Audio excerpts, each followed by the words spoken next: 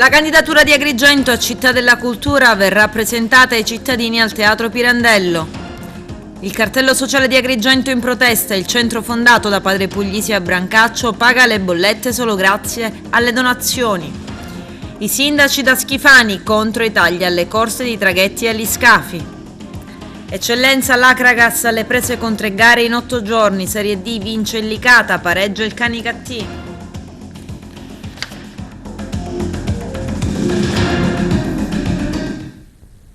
Bentrovati gentili telespettatori al nostro appuntamento con l'informazione. Candidatura di Agrigento a Capitale Italiana della Cultura 2025. Il 29 ottobre al Teatro Pirandello verrà presentato ai cittadini il dossier. Il nostro direttore Arturo Cantella. Si svolgerà il prossimo 29 ottobre alle ore 10 la presentazione ufficiale del progetto Agrigento Capitale della Cultura 2025, alla presenza dei maggiori sostenitori dell'iniziativa, che avverrà al Teatro Pirandello di Agrigento. In gran stile, un evento che l'amministrazione diretta da Francesco Miccichè, in cui crede molto, che sta investendo parecchie risorse. Tra queste le maggiori spese previste sono fatte dagli introiti della stessa tassa di soggiorno, come anticipato alla stampa nel corso di una tavola rotonda avvenuta lo scorso 22 settembre alla presenza dei progettisti Roberto Albergoni e Margherita Orlando, del presidente del consorzio universitario Nenè Mangiacavallo e ovviamente del sindaco Francesco Miccichè, in un noto locale al centro della città. Per tale evento, con l'occasione, vi anticipiamo in anteprima il video che accompagnerà la candidatura di Agrigento Capitale della Cultura 2025. Il video è realizzato da artisti agrigentini con la partecipazione straordinaria di Gaetano Aronica, Francesco Buzzurro, voce narrante Andrea Vanadia, testo di Marzia Paranè Tropea.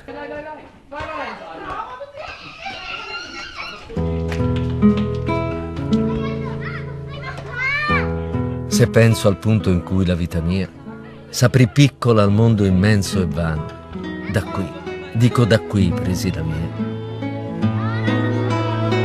Peppi, corre, corre Peppi, corre!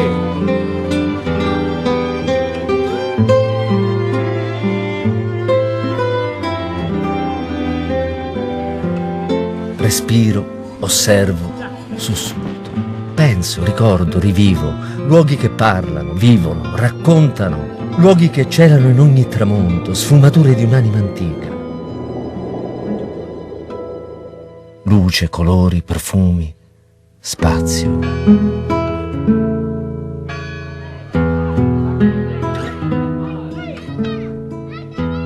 La più bella città dei mortali.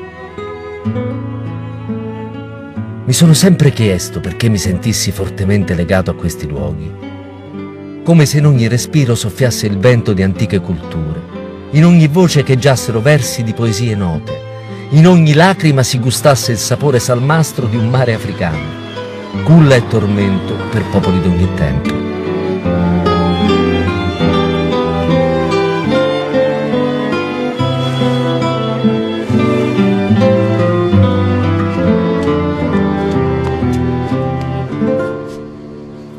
Abbiamo fatto tanta strada e qualche volta siamo pure caduti.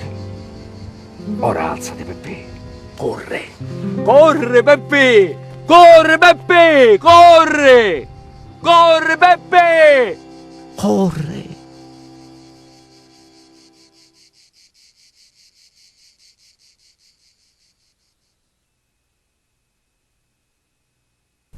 Bancarotta fraudolenta, arrestato il sindaco di Montagna Reale Rosario Sidoti, misure cautelari per 9 suoi familiari, i dettagli nel servizio.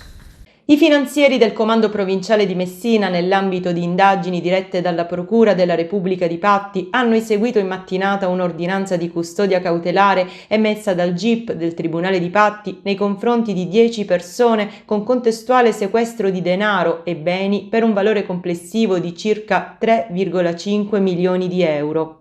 Le investigazioni sviluppate dagli specialisti economico-finanziari della Tenenza della Guardia di Finanza di Patti e sotto il coordinamento del gruppo di Milazzo, consistite in intercettazioni telefoniche, articolate ricostruzioni documentali integrate da accertamenti bancari nonché da attività tipiche di polizia giudiziaria, hanno evidenziato come nel piccolo centro della fascia tirrenica messinese di Montagna Reale risultasse operante una strutturata associazione criminale capeggiata secondo l'accusa dal sindaco e composta da 9 membri della sua famiglia, i genitori, la moglie, la suocera, la figlia, le 2 sorelle, un cognato e una cugina. Gli indagati, sempre secondo l'impianto accusatorio, avrebbero portato avanti a vario titolo un'attività dedita alla commissione di una pluralità di fatti di bancarotta fraudolente e tentativi di accaparramento di ingenti finanziamenti pubblici di matrice regionale e comunale e connesse operazioni di riciclaggio e autoriciclaggio.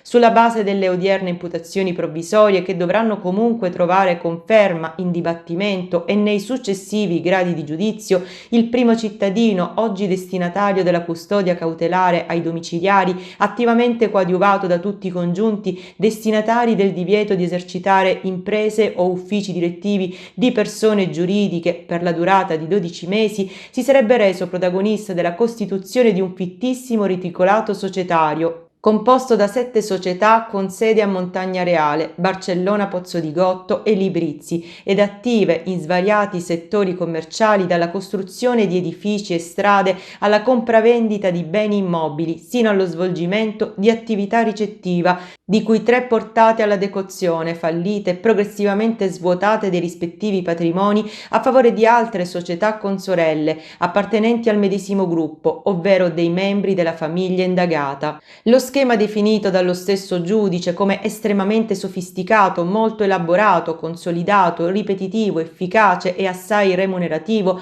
aveva la finalità non solo di determinare le cennate bancarotte fraudolente e connesse operazioni di reimpiego dei patrimoni fraudolentemente distratti, ma anche attraverso artifici e raggiri di indebitamente intercettare cospicui finanziamenti pubblici concessi dal comune di Montagna Reale e dal vicino comune di Librizzi. Il competente GIP del Tribunale di Patti, aderendo alla richiesta avanzata dalla locale Procura della Repubblica, ha anche disposto il sequestro diretto, preordinato alla confisca delle somme presenti sui conti correnti di 4 degli indagati, per l'ammontare complessivo di 2,5 milioni, pari cioè all'ingiusto profitto ottenuto dalla commissione dei reati contestati, oltre al sequestro di 3 unità immobiliari del valore stimato di 1 milione di euro, site a Librizzi e Taormina, perché oggetto delle distrazioni fraudolente, nonché dei finanziamenti pubblici richiesti e delle condotte riciclatorie. Il procedimento si trova nella fase delle indagini preliminari e per gli indagati vale il principio di non colpevolezza sino alla sentenza definitiva. Caro bollette, il cartello sociale di Agrigento sposa le proteste. Vediamo. Le recenti manifestazioni di protesta contro l'esagerato aumento delle bollette energetiche vedono il cartello sociale della provincia di Agrigento a fianco delle imprese e delle famiglie tanto duramente colpite da queste folle dinamiche. Una situazione a dir poco drammatica che si mette in relazione con i dati del 21° rapporto della Caritas, dal titolo L'anello debole. Un rapporto che ci consegna un quadro che desta grandi preoccupazioni, con sempre più famiglie che vivono in condizioni di povertà, anche con conseguente dello strascico economico e sociale della pandemia, uno scenario insomma già fosco in cui si innestano adesso le difficoltà legate pure al caro bollette. In questa direzione il cartello sociale di Agrigento condivide le preoccupazioni dei cittadini affinché il governo provveda tempestivamente ad adottare misure atte a impedire la chiusura di tante aziende, scongiurando la prospettiva di far piombare nella povertà assoluta tante famiglie, non più in grado di sostenere gli aumenti delle bollette e la crescita esponenziale dell'inflazione. Ringraziamo il prefetto di Agrigento per la consueta disponibilità ad ascoltare le istanze dei manifestanti. Il cartello sociale di Agrigento auspica che le battaglie così importanti e che interessano tutti indistintamente possano fin da principio coinvolgere vari protagonisti della comunità in modo da poter incidere con più autorevolezza nei confronti delle autorità competenti, come è stato dimostrato in altre occasioni, quando il livello massimo di collaborazione e sinergia ha prodotto risultati positivi a vantaggio del nostro territorio. Da nord a sud dell'Italia la situazione dei rincari non è più tollerabile. Quello che vi mostriamo oggi è un quadro destinato ad inglobare a sé sempre più città italiane, purtroppo non per notizie positive, anzi tutt'altro. Dietro le manifestazioni degli ultimi giorni risiede la paura della povertà estrema, del non poter più pagare le tasse, di non poter più vivere poiché impoveriti da una condizione ingiusta e a dir poco oltraggiosa costi di produzione dell'olio extravergine in Puglia quintuplicati a causa dei costi delle bollette, dei rincari di materie prime, etichette e vetro che stanno mettendo in ginocchio le aziende olivicole e i frantoi.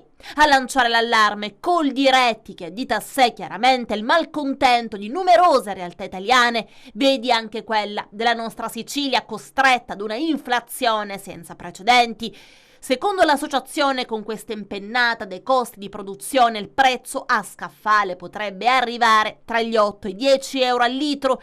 I rincari diretti e indiretti determinati dai prezzi dell'energia vanno dal più 170% dei concimi al più 129% per il gasolio nelle campagne, mentre il vetro costa oltre il 30% in più rispetto allo scorso anno, ma si registra anche un incremento del 35% per le etichette, del 45% per il cartone e ancora del 60% per i barattoli di banda stagnata, fino ad arrivare al 70% per la plastica. Coldiretti ricorda come il 2022 sia stato un anno segnato dai cambiamenti climatici che hanno inciso sulla produzione olivicola, dimezzandola. Parliamo di un sistema economico che vale oltre 3 miliardi di euro tra aziende agricole, frantoi e industrie di trasformazione. Non è più rinviabile un piano strategico nazionale dell'olivicoltura che metta al centro le aziende che sono sul mercato, producono reddito e occupazione, oltre al recupero dei tanti uliveti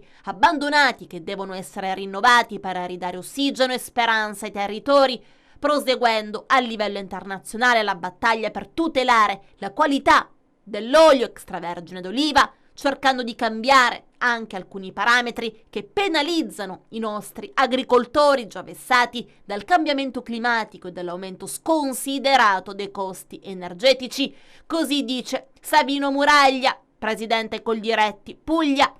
Nella regione l'ulivo è presente su oltre 370.000 ettari di terreno coltivato con 5 oli extravergine DOP e 1 IGP, olio di Puglia, per un valore di 1 miliardo di euro di produzione lorda vendibile di extravergine. A pesare sulla produzione è anche una siccità devastante mai vista negli ultimi 70 anni che ha messo in stress idrico gli uliveti, danneggiando prima la fioritura e poi le gemme, soprattutto in quelle zone dove non si è potuta intervenire con le irrigazioni di soccorso per dissetare e rinfrescare le piante. Stessa situazione si rileva nella nostra Sicilia. Diverse aziende hanno deciso di non intervenire per gli elevati costi di carburante, elettricità, service e prodotti di supporto alla nutrizione dei terreni.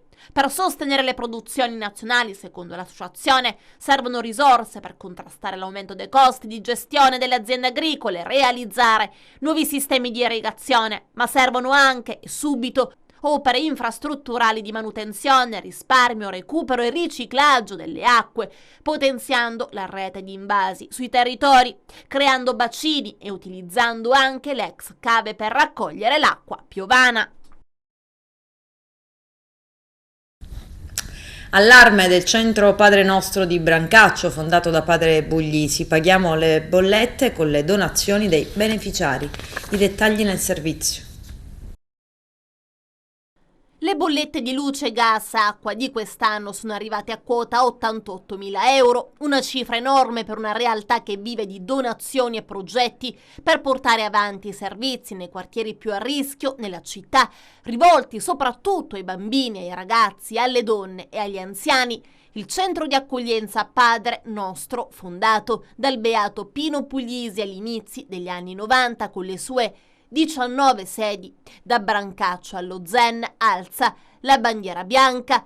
Se si continua così possiamo soltanto chiudere, dice Maurizio Artale, presidente della Onlus. Significa che tutto quello che riceviamo dalle donazioni, invece di essere investito nei servizi per la gente, servirà soltanto a pagare le bollette delle nostre sedi. Non è giusto, già abbiamo cominciato a utilizzare soldi dedicati alle attività per coprire le spese. I primi segnali di criticità sono arrivati quest'estate, quando la bolletta della luce del mese di luglio ha sfiorato i 7.000 euro e quella di agosto gli 8.000, una crescita vertiginosa rispetto all'estate del 2021, quando le bollette della luce erano sotto i 2.000 euro, continua ancora Artale. La stessa cosa con il gas, siamo passati da 700 euro a 1.700.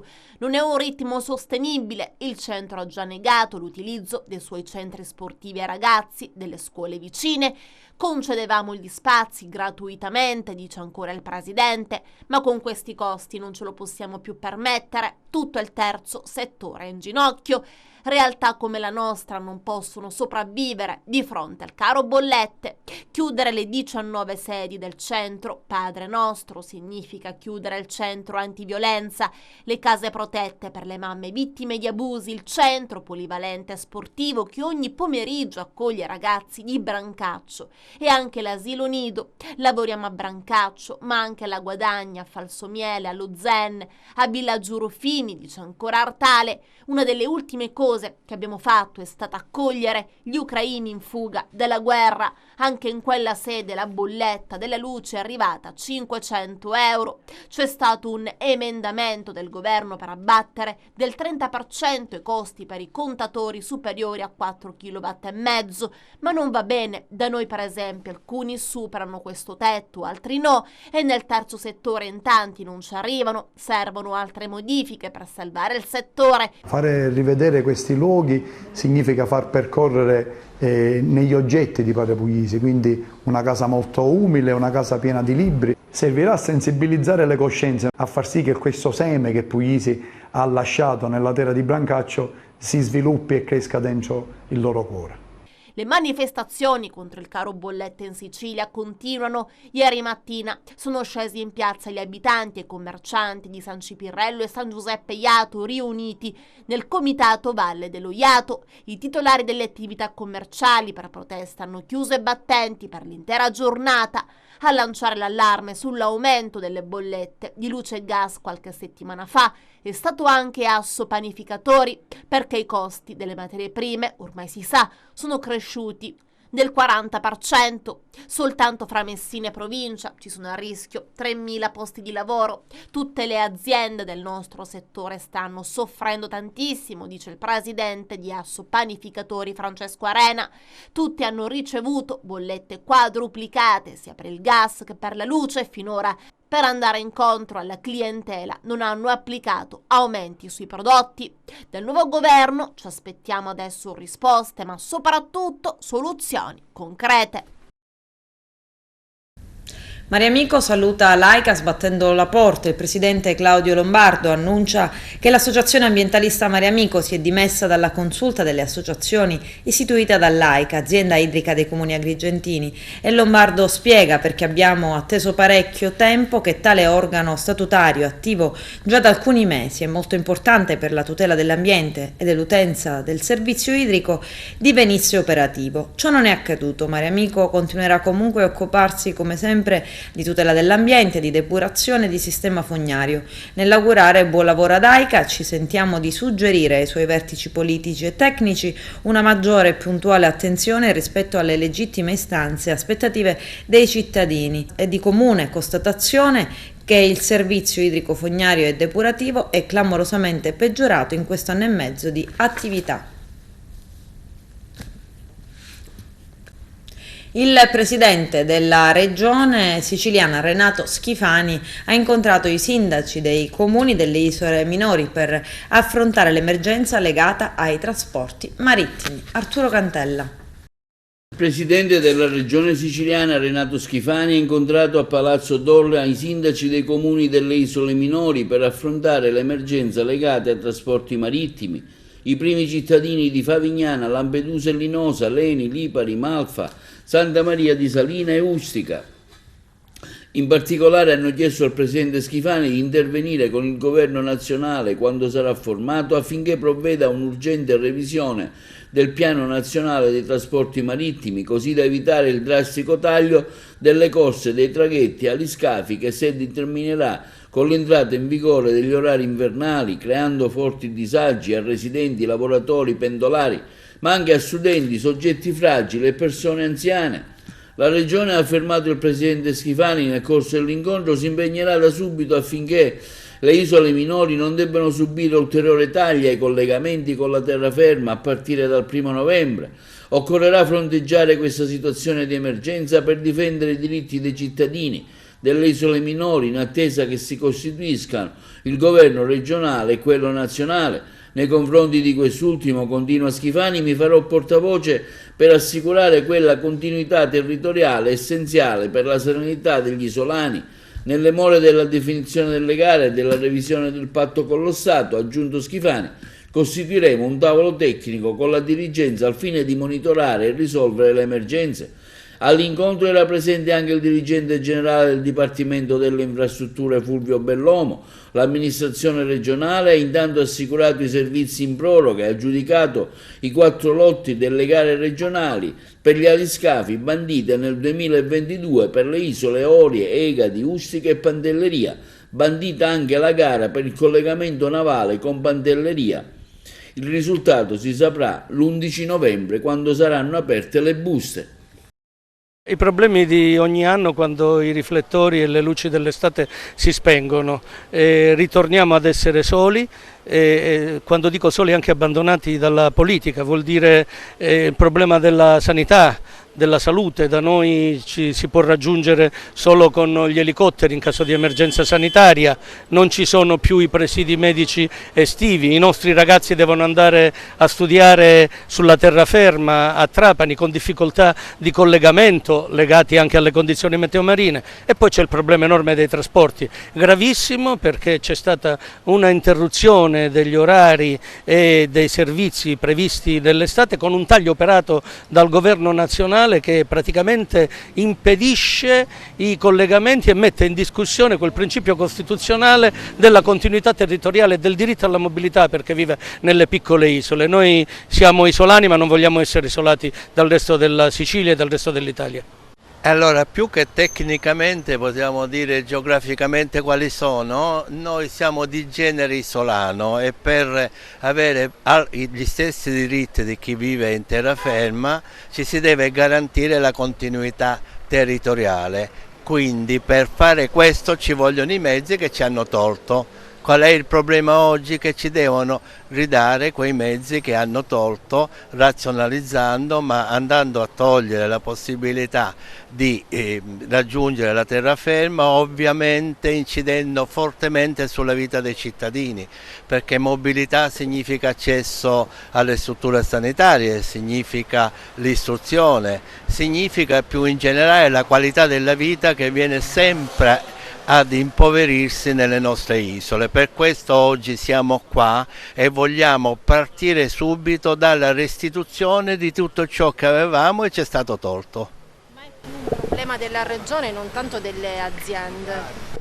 È un problema ovviamente della regione e dello Stato, perché comunque titolare del diritto alla mobilità dei cittadini e alla continuazione territoriale e alla continuità territoriale è un diritto che ci deve garantire in primis lo Stato, quindi lo Stato ce lo può garantire facendo tutte le scelte organizzative che vuole, può anche delegare la regione, ma il titolare di questo diritto, chi ce lo deve garantire è lo Stato, per cui per esempio le linee essenziali garantite dallo Stato non andavano minimamente toccate, perché se erano definite in quel modo vuol dire che noi non potevamo fare a meno di quelle linee, quindi non si può trasformare tutto togliendo per esempio, come nel nostro caso delle isole Eolie, un aliscafo e una nave per pensare di fare gli stessi servizi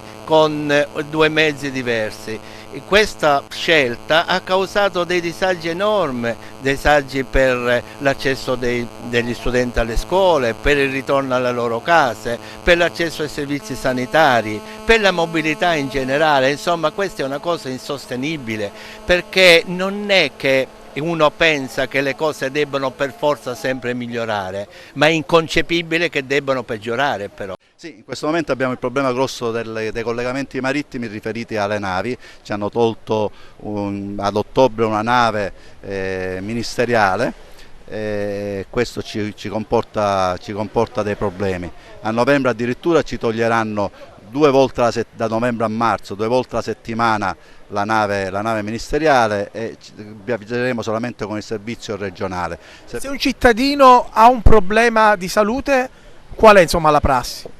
Beh, se i problemi di salute sono di quelli gravi, a Ustica abbiamo un servizio di risoccorso, per cui diciamo che il servizio navale vale poco. Diciamo che la mobilità dei cittadini invece è importante tutti i giorni, senza bisogno di dover aspettare il giorno particolare per poter partire, come ad esempio mancherebbe la domenica, e questo noi non l'accettiamo, non è giusto. La domenica quindi è un problema a spostarsi? La domenica è un problema a spostarsi, attualmente il mese di ottobre lo era anche il giovedì, perché inizialmente ci avevano messo la nave tipo regionale, che è una nave che impiega 4 ore, una nave a garage aperto, non è stabilizzata, fondamentalmente trasporta merci pericolose, infestanti e quant'altro. Io ho chiesto ed ottenuto da parte dell'assessorato regionale che anziché fare viaggiare il giovedì la nave regionale, viaggiasse la nave ministeriale, però ciò non toglie che in ogni caso ci hanno tolto un viaggio ministeriale in questo periodo. A novembre saranno 2 viaggi ministeriali che verranno meno. L'ondata autunnale del Covid comincia a far breccia nel territorio agrigentino in ritardo rispetto al resto d'Italia, come del resto era accaduto negli anni precedenti e come previsto dal commissario dell'ASP Mario Zappia nell'ultimo report settimanale, ma la situazione è ancora sotto controllo. L'ASP ha appena diramato i bollettini relativi alle giornate del 18 e 19 ottobre, dove complessivamente si contano 215 nuovi casi e 3 ricoveri nel reparto di terapia intensiva dell'ospedale di Ribera. Ci sono state anche 131 guarigioni, mentre il totale dei tamponi somministrati in 2 giorni è pari a 863.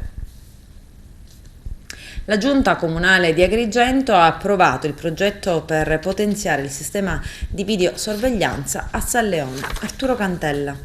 Buone notizie finalmente in arrivo per la sicurezza dei cittadini a San Leone, nota frazione balneare di Agrigento. Dopo le tante risse, in particolare avvenute il sabato sera tra bande di ragazzini per la maggior parte, finalmente, dopo tanti tavoli tecnici per la sicurezza avvenuti in prefettura, oggi il Comune di Agrigento afferma che arriveranno le tanto desiderate videocamere di sorveglianza per la frazione balneare con una spesa di circa 250.000 euro. Una qualche risposta che l'amministrazione guidata dal sindaco Miccichè e dalla sua giunta sta finalmente dando, anche se in forte ritardo. Nel comunicato stampa si legge testualmente: la Giunta Comunale ha approvato il progetto di fattibilità tecnico ed economica al fine di rendere maggiormente sicura la frazione balneare di San Leone. La realizzazione del sistema di videosorveglianza è un'opportunità data dai fondi POC, Programma Operativo Complementare Legalità 2014-2020, che mira a rendere attuativo il protocollo sottoscritto tra il Comune e l'Ufficio Territoriale del Governo, meglio conosciuta come Prefettura. Il progetto di potenziamento delle misure di sicurezza che interessano il territorio comunale si sviluppa per rispondere alla domanda di maggior sicurezza attraverso l'installazione di sistemi di presidio tecnologico utili per le azioni di prevenzione e contrasto alle forme di illegalità, nel quadro delle sinergie tra le forze dell'ordine e la polizia locale.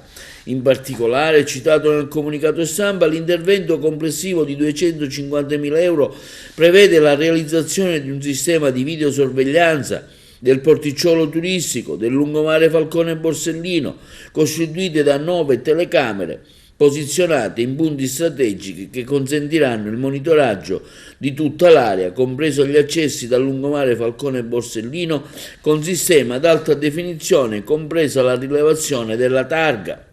Con questo provvedimento, afferma l'assessore alla Polizia Municipale Francesco Picarella, si vuole intensificare ed estendere le attività di controllo delle forze dell'ordine in un'area particolarmente complessa come il porticciolo turistico e il lungomare Falcone Borsellino, dove negli ultimi anni si è potuto rilevare un aumento della microcriminalità e lo spaccio di stupefacenti.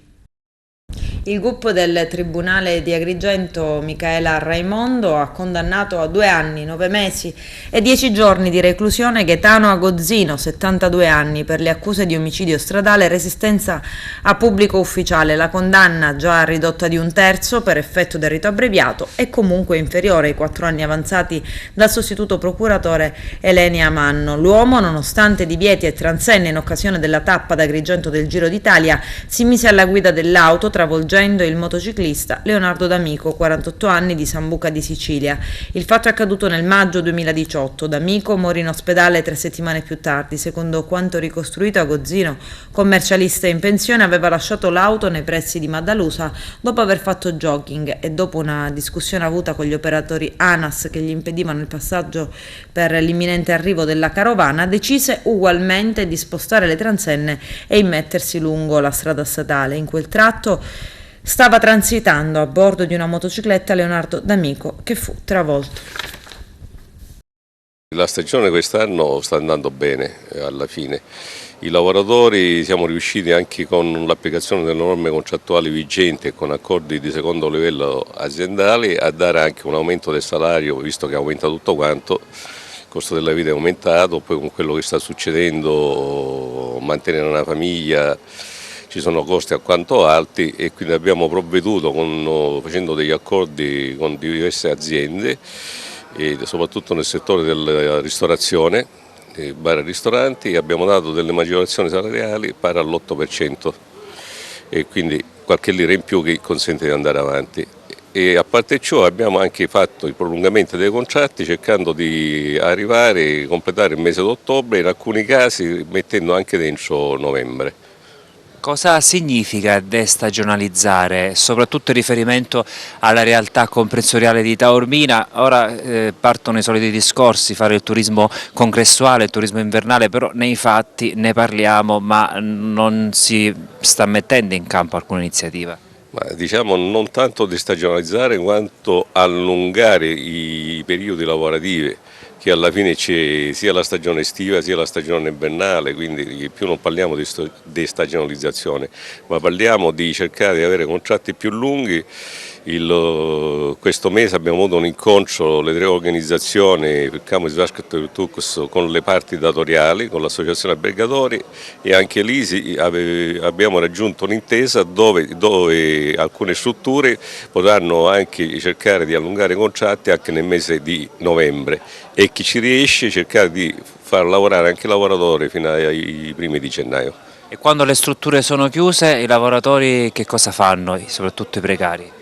Quando le strutture sono chiuse e vengono licenziati c'è sempre la pecca della legge nazionale che è stata fatta allora dal governo Renzi, che un controsenso, chi ha lavorato 6 mesi si implementerà 3 mesi anziché i 6 come era precedentemente e quindi significa che chi ha lavorato quest'anno 6 mesi per 3 mesi sarà coperto, quindi finisce il 31 ottobre, significa che novembre, dicembre e gennaio sarà coperto, ma da febbraio fino all'inizio della prossima stagione sarà senza un euro, perché se il governo nazionale non mette mano a questa situazione, la situazione è alquanto drastica. Il governo regionale uscente abbiamo fatto diverse richieste, ma non ha dato mai nessuna risposta in merito per cercare di aiutare i lavoratori siciliani del settore turismo e commercio.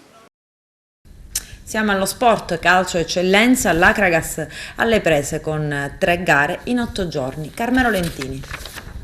Per la 7ª giornata di campionato l'Acragas è atteso dalla seconda trasferta consecutiva. La compagine dei Templi è infatti impegnata allo stadio Lo Monaco di Montello contro la locale Parma Oval, una gara ostica malgrado i locali e stanno stentando non poco per cercare di lasciare le ultime posizioni di classifica. Di contro l'Akragas, rinvigorita dalla posizione di testa ed attesa anche dalla sfida di mercoledì prossimo allo stadio Esseneto. Nei giorni scorsi infatti si è tenuto nella sede della Lega Calcio Sicilia a Palermo il sorteggio dei quarti di finale di Coppa Italia. L'Akragas del presidente Deni ha pescato il neopromosso Resuttana San Lorenzo. La prima sfida si giocherà all'Esseneto mercoledì prossimo 26 ottobre, mentre il ritorno a campi invertiti mercoledì 9 novembre. La vincente di questa sfida affronterà la vincente di Mazzarese Don Carlo Misilmeri. Ma non è finita, perché appena 3 giorni dopo, in campionato, sempre all'Esseneto, sarà di scena l'8ª giornata con il derby Akragas-Pro Favara. 3 gare in 8 giorni che metteranno alla prova i ragazzi del tecnico Nicolò Terranova. Ritornando alla gara di sabato prossimo contro la Parmonval, si conosce la terna arbitrale. La gara dello Stadio Lomuleco sarà diretta da Gennaro Decimo di Napoli, con assistenti Giuseppe Corona di Marsala e Salvatore Nigrelli di Barcellona Pozzo di Gotto. Infine, la società Parmonval contro l'Akragas ha indetto la giornata biancazzurra. Per l'occasione non ci saranno accrediti o biglietti di cortesia, ma ci saranno soltanto 100 posti autorizzati per poter assistere alla gara. Per chi volesse seguire questa gara a Palermo, il prezzo del biglietto sarà di 10 euro, valido per i posti disponibili. Calcio Serie D vince il Licata, il Canicattì pareggia. Arturo Cantella. Seconda vittoria consecutiva per il Licata Calcio che Aldino Liotta batte per 3-2 il Città di Sant'Agata al termine di una sfida combattutissima. Con questo successo la squadra di Pippo Romano sale così in classifica a quota 8 punti. Gli altri risultati vedono il Trapani e la Mezzia Terme finire il 2-2, Santa Maria Cilento Acerreale 1-0, Reale Aversa San Caldaldese 4-0, San Luca Cittanova 3-1, Mariglianese Castrovillari 0-1, Vibonese Paternò 3-4, Catania Locri 0-0, segue Ragusa Canicattì 0-0. La classifica dà in testa il Catania a 21 punti che distacca di ben 6 unità e la Mezzia Terme che è posizionato al 16° posto, al terzo posto il Reale Aversa, quindi l'USD Ragusa con 13 punti, il Canicattì al 10° posto con 8 punti, in tandem con il Licata che sale, come dicevamo, a quota 8. Intanto sentiamo le interviste al mister Pippo Romano e ad Alfonso Di Benedetto. Sì, punti importanti anche perché ce li meritiamo per quello che stiamo facendo. La squadra aveva bisogno di questo filotto di risultati, 2 pareggi, 2 vittorie per prendere consapevolezza ancora di quelle che sono le nostre forze. Noi abbiamo, secondo me, delle capacità importanti per finire bene la stagione e per continuare a far bene. Questa vittoria ci dà morale, ci dà autostima e dobbiamo continuare su questa linea. Si è complicata parecchio, dopo 35 minuti fatti alla grandissima, con quel 3-0, poi il 3-1 forse subito, sul finire del primo tempo c'era un attimo forse... Sì, la partita l'avevamo chiaramente in mano, primo tempo, poi il gol sul finire del primo tempo ci ha un pochettino scombussolato, anche perché era una palla libera, una palla che potevamo gestirla meglio. Poi siamo stati anche fortunati nel rimpallo, perché mi sembra che a Giulio gli sia balzata sul braccio e ha messo l'attaccante nelle condizioni di presentarsi a tu per tu. E poi il secondo gol è una situazione che noi avevamo studiato, sapevamo che facevano questo tipo di lancio sull'esterno e ci siamo fatti beccare. Poi siamo andati un po' in sofferenza, perché poi sai, la paura di portarle a casa, perché volevamo fare il risultato, continuare ancora quello che è l'andamento che abbiamo fatto domenica a Paternò, c'è stata molta paura, poi siamo rimasti in 10, però la squadra ha reagito con grande determinazione, ha lottato fino allo spasimo su ogni pallone. Bravi ragazzi, perché non era semplice, contro una buona squadra. Mister, oggi sono emerse due caratteristiche quasi opposte della squadra. La prima, quel calo di concentrazione fra fine primo tempo e il secondo tempo che ha riaperto la gara, poi però una squadra matura che ha saputo soffrire negli ultimi minuti nonostante l'inferiorità numerica. Noi questi cali di tensione non ce li possiamo permettere, perché appena abbiamo visto che abbassiamo la tensione ci sta anche che gli avversari sono bravi e ti fanno gol. E noi in quella circostanza sul 3-0 abbiamo allentato un po' quella che è stata secondo me la concentrazione.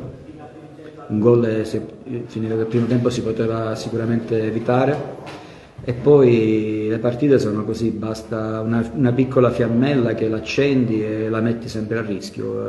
L'abbiamo rischiata e come hai detto tu poi i ragazzi sono stati esemplari perché hanno fatto dopo l'espulsione un sacrificio enorme per portare a casa il risultato. Questa è la squadra che mi piace, che nelle difficoltà non molla, si compatta e riesce a tutti insieme a portare quello che è il risultato finale.